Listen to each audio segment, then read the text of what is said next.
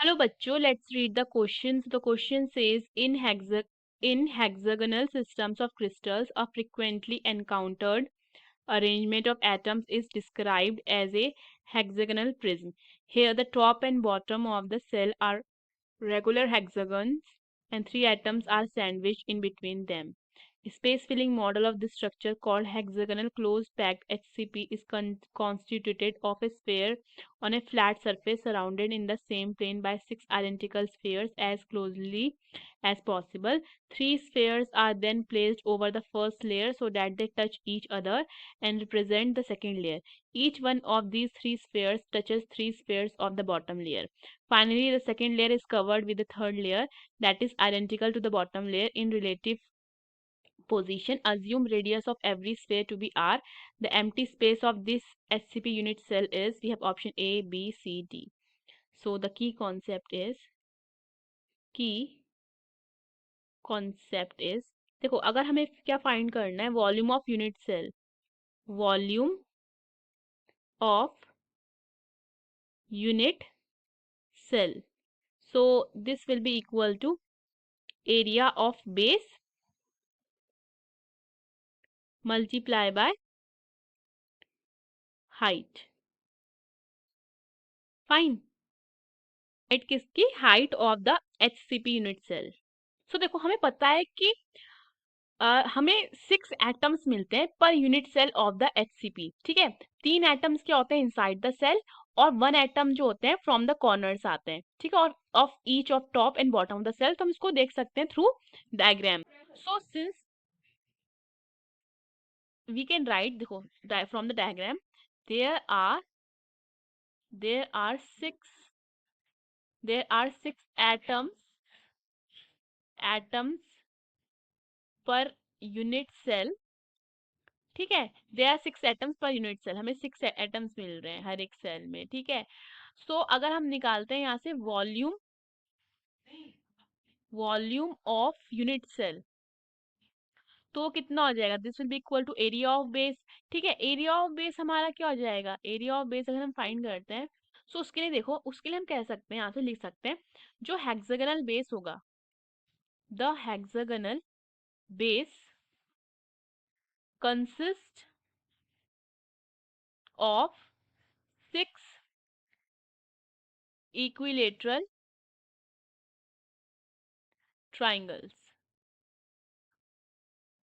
ठीक है, each with side 2r and altitude, height की बात करें, will be 2r sin 60 degree. ठीक है, सो अगर हम मैं एरिया ऑफ बेस लिखती हूँ, सो एरिया ऑफ बेस, ठीक है, ये कितना हो जाएगा? This will be equal to 6 से मल्टीप्लाई क्यों करेंगे? क्योंकि 6 इक्वल टू ट्रायंगल है. This will be half base into height होता है, तो बेस ये हो जाता है, हाइट कितनी हो जाती है? 2r sign 60 degree. ठीक है, सो ये 2 3 टाइम्स कैंसिल हो जाता है. सो यहाँ से हमारा कितना आ जाएगा? This will be equal to 3 multiply by 4r square and multiply by कितना हो जाएगा? The value of sine 60 degrees √3/2. ठीक है, 2 2 जा 4. तो ये कितना हो जाएगा? This will be equal to 6√3r square. And अगर हम हाइट की बात करते हैं, ठीक है, हाइट, सो हाइट कैसे निकलेगी? So height of HCP unit cell, this will be equal to 2 multiply by a upon √3. ठीक है, ये हाइट होती है, जहाँ पे a हमारा क्या होता है? a होता है 2√2r. ठीक है, सो अगर मैं यहाँ हाइट लिखती हूँ तो हाइट कितनी आ जाएगी? This will be equal to 2 multiply by 2√2r upon √3. ठीक है, so this will be equal to, ये हो जाएगा 4√2 अपॉन √3r. ठीक है, हमारे पास क्या है? हाइट भी है और क्या है? वॉल्यूम एरिया भी है, तो यहाँ पुट कर देते हैं. तो ये कितना हो जाएगा? This will be equal to 6√3r square multiply by 4√2r upon √3. ठीक है, ये कैंसिल हो जाता है, तो वॉल्यूम कितनी आ जाती है?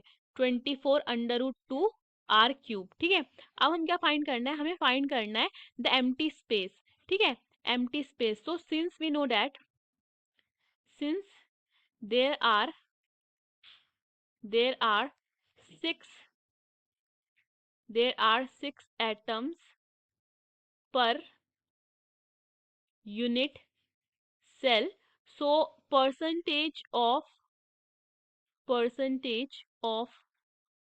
volume occupied by atoms, ठीक है, this will be equal to 6 atoms है, 6 × अब देखो वॉल्यूम ऑफ एटम, हर एक एटम की वॉल्यूम कितनी होगी, 4/3 πr³, ठीक है। एंड अपॉन हमारा कितना आ जाएगा, ये आ जाएगा हमारा volume of unit cell. Volume of unit cell मतलब 24/√2 r³। r³ से r³ कैंसिल हो जाता है, 6 4 = 24, 24 कैंसिल हो जाता है। सो यहाँ से हमारे पास ये कितना आ जाता है, ये आ जाएगा हमारा, this will be equal to π/3√2। Multiply by 100 कर देंगे, वॉल्यूम निकालनी है, ठीक है। यहाँ पे भी मल्टीप्लाई बाय 100 कर देंगे बिकॉज वॉल्यूम निकालनी है। सो ये कितना हो जाएगा, पाई की वैल्यू पुट करते हैं 3.14 अपॉन ये हो जाएगा 3 multiply by the value of √2 is 1.414, ये हो जाएगा मल्टीप्लाई बाय 100, ठीक है। So this will give on solving, ये हमें देगा 74%, ठीक है। अब ये तो क्या है हमारा, हमें पता है ये है percentage of volume occupied by atoms, तो हमें निकालनी है percentage of empty space. So percentage of empty space क्या हो जाएगा, 100 से माइनस कर देंगे, this will be equal to 100 - 74, तो ये कितना आ जाता है 26%, ठीक है। तो परसेंटेज ऑफ एम्प्टी स्पेस कितना है 26%, so the correct option is D. Hope you understood the question, best of luck.